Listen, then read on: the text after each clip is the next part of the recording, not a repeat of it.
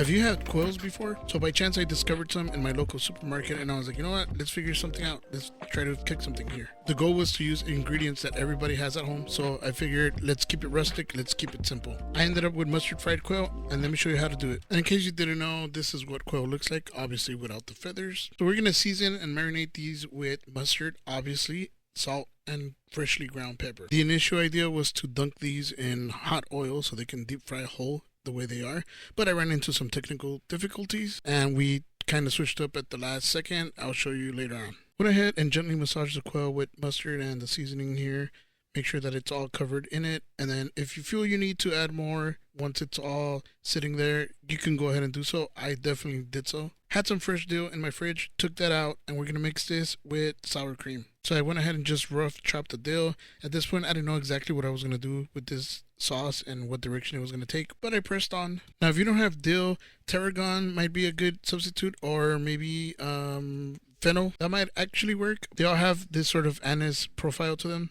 Now into the bowl I put about 2 or 3 heaping tablespoons of sour cream. A very light splash of apple cider vinegar for acidity to kind of balance the cream and give that dill a little bit extra punch. And of course a big pinch of my famous garlic salt. A nice big one and a little bit more for the people in the back. Now the only thing left to do is to add the dill and mix it up, but if you ask me, this right here, just like this, I would definitely just gobble up. The goal here, at least in my head, was that even though this is creamy, there's some texture in there. So if you feel you need more dill for texture, go ahead, or for flavor, obviously, go ahead. Now, a reminder, all this I've never done before. This is just something that I created in my head as I got inspired by the quail. You're going to get a nice creamy mouthfeel, obviously, and then the little tiny bites of dill that are going to come through.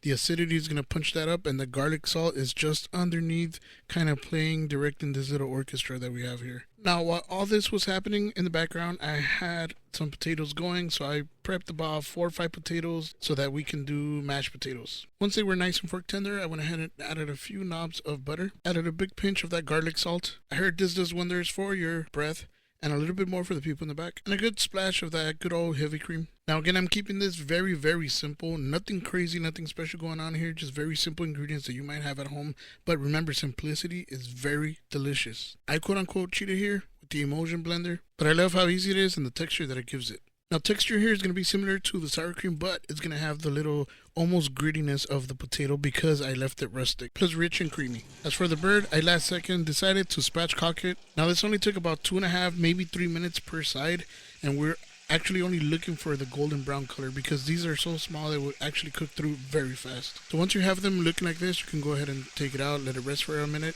so that I can give you some time to get your plating situation ready. I still didn't have a concrete idea of exactly what I wanted to do, so I went ahead and did this. At this moment I was like, you know what, let's try to make a nest or something that resembles a nest. Since the sour cream had the acidity, I put that on the outer perimeter. Typically sauces go on the outer perimeter or drizzle on top, but this is not technically a sauce, it's cream. So I did the outside perimeter to kind of give the space for the nest. Now the nest here is obviously the potatoes, and we're going to sit the bird right on top. I was debating between cutting it in half or leaving the bird whole. I decided to go whole bird just to kind of give that little shock factor. I spun it just to see how it looked, and I decided it needed to be a little bit more flat and towards the center of the nest. Now I felt like it needed a little bit of color, but I didn't have anything other than the dill that was on the crema, so I decided to add a little bit more just to kind of echo that. And again, simplicity is the name of the game here. We have the crunchiness from the bird, the slight gaminess of it, obviously, the mashed potatoes with a little bit of that rustic feel, and the crema, which gives it that little tanginess and that little pop of the dill. Don't forget to like and sub.